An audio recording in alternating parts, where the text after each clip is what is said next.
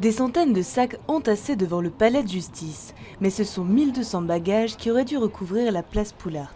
Ils représentent les demandeurs d'asile qui attendent un accueil depuis plusieurs mois.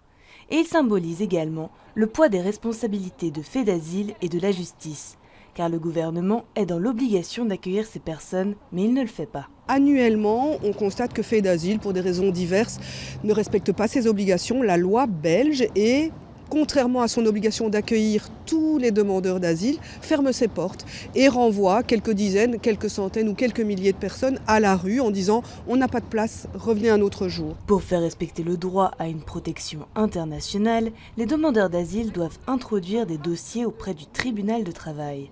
Pendant ce temps, le gouvernement gagne du temps.